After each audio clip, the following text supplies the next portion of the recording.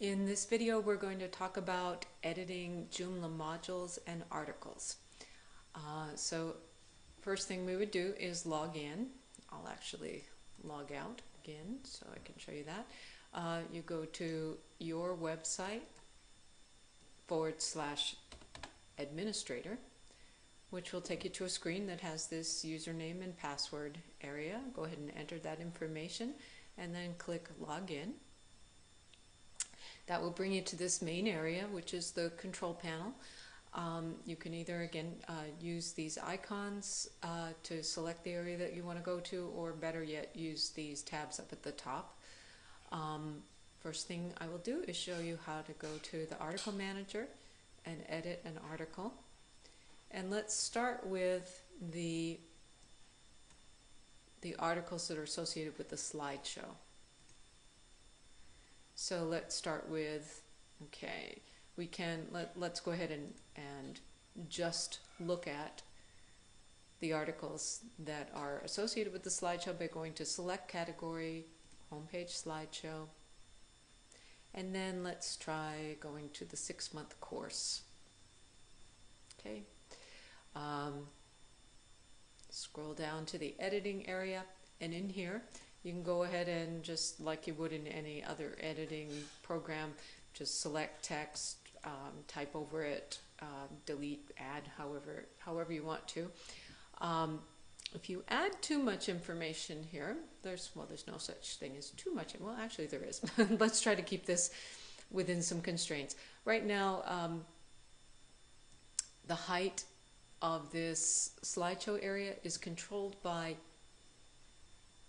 the height of this image, but if the text were to go any longer than the image, the slideshow area would open up to compensate for that.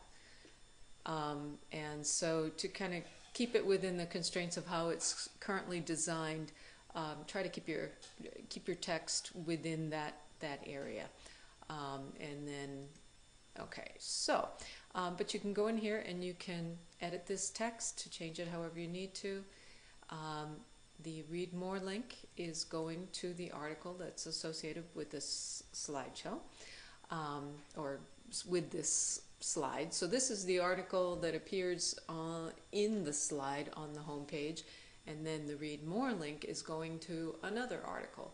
So I've selected that text, and then I'm going to go up here to the insert edit link tool, and that shows us that it's going to the URL 6-month course. So if I come over here to the 6-month course slide and I click on read more, it'll show me that, yep, it's going to that article. And so that URL that it's pointing to is this information that's appearing right after the website URL. So everything from the /on is the URL that goes into the URL link area. Okay. Same thing here that I've got with course overview. If you open that up, you see that it's going to course-overview, which is the course overview page URL. Now, if you want to edit this photo, you click on the photo, go to Insert Edit Image, brings up this box. This is the image that's attached right now. It shows you where it's sitting on the server. This area right here is alt text. It's something that search engines will read. It's not a huge tag to worry about, but it's one that is worth putting in there. So having some keywords in there makes sense, which is why I did that. And then the current size of this image, the current size of all of the images in the slideshow is 450 pixels wide by 275 pixels tall. So to keep the slideshow looking consistent, those are the dimensions that you'd want to make sure any new image has. Once you had an image that was already sized to those dimensions, what you would do is you could click on the upload image button. You can either drag and drop the file right here onto here, or you can just click on the upload button. Come on. Oh, pardon me. click on the browse button, sorry. Um, and then navigate to the place on your site where your images are. Go ahead and find, well actually I'll go back here, go ahead and find the image that you want to insert. I'm not going to really do this because I don't want to update anything right now, but I would click this image, I would click open in order to choose it, and then once I've chosen it I would click the upload button, and then I would, after it's finished uploading, I would hit close, and then I would find the image that I had just uploaded, which would be highlighted just like this one is in bold. Click on it to choose it. Check up here just to make sure that you've clicked on it properly and that the name of the image that you've chosen is up here. It'll also show you a preview over here. And if it doesn't show you the preview right away, click this little refresh button to see the new image. And then click update, and that will update the image. And again, it's important that the image be 450 pixels wide by 270 pixels tall. In here, I have it chosen as a left alignment because that's where I want it to sit in relation to the text. And then I have, to the right of the photo, I have 20 pixels of padding chosen, and that gives just a little bit of space in between the photo and the text. So you should probably just keep those the same. So I'll go ahead and close out of here, and that covers how to edit this article, but also shows you how to edit any of the articles. So you would do it exactly the same way. It's just that you would you can either have select category chosen, which would show you everything, or you can either choose homepage slideshow or uncategorized. Most of your articles are in the uncategorized category. Okay, so then the other areas of the homepage that you're probably going to want to edit are all in modules. So to find those modules, we go to Extensions, Module Manager, and then I've named all of them in ways that should make it easy for you to find. So just tried to be real straightforward about that. This is the homepage video area. The one that says first year CAD adjuster is just that area to the left of the video that says first year CAD adjuster. So in this area, if you wanted to edit this, you come down here, and then this is, I just went through and did this to highlight some of your text to help, you know, make the important words stand out. So this is where if you wanted to change the color of this text, you could do that. What you would do is you would just select the text first, go up here to the Select Text Color tool, and it brings you to a little palette of colors. If you want even more colors, you can click on More Colors, and it brings you up to a color wheel. You can go for web name colors, there's lots of different ways that it'll show you different colors to use. But this is how to go in there to do that. Once you've chosen a new color, click Apply, and it will actually apply that color.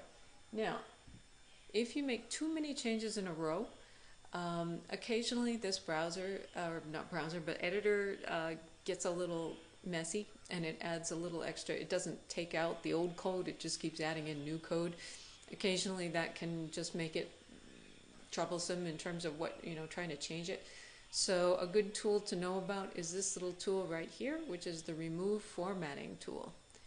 And if I were to click on that, what it would do is it would actually take that, it'll take the size and the color that's on there. So right now it's chosen to be 12 point, which is a little larger than your actual text throughout the site, and it's chosen to be that color. So it would remove those two pieces of code off of there, and then you could change it again back to whatever you want. It's not 100% necessary to do that, but it is actually a good idea to do that. It just keeps the code cleaner. All of the other text, if you have not chosen anything here in the editor to override the size or the color or the boldness, this is where you can do bold, italic, underline.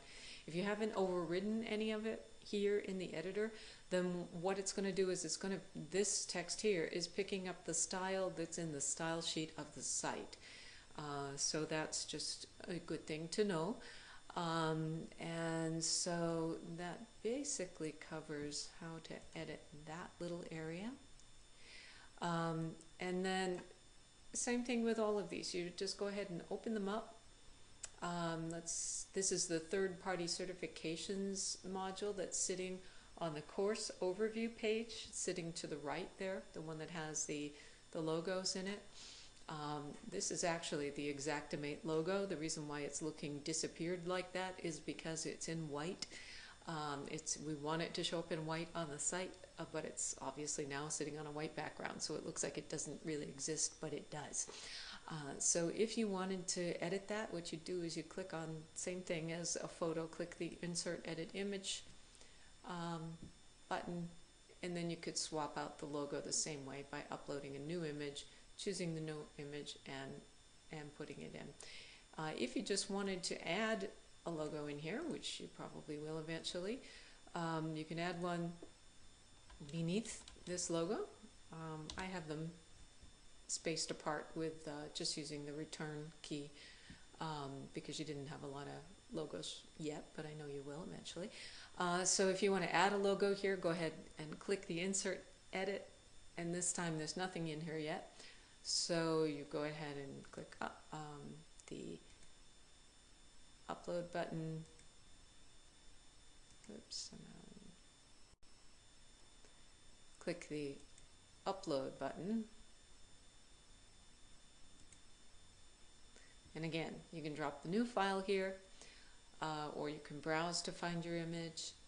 Click Upload, close out of there, choose the right image, make sure that you've got it chosen up here, that it shows up here.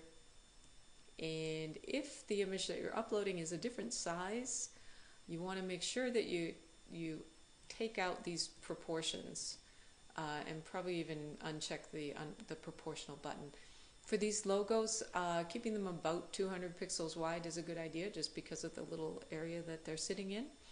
But they can be as tall as they need to be. So if you're uploading a new image, that's just what to know is actually, if you're uploading a fresh image, it's not going to matter because it's not going to have any dimensions in there already. So, but 200 pixels wide is a good guideline for that little logo area.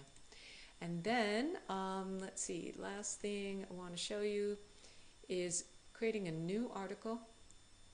It's very simple. You just click New. You can use any of the existing articles also as templates. That's actually sometimes an easier place to begin. So let's say you wanted to use the course overview page as a template for another page. Click on that page, choose Save as Copy, and it'll do that. Just that. It'll create a new copy of that article. It'll give it a new name, put a number 2 after it.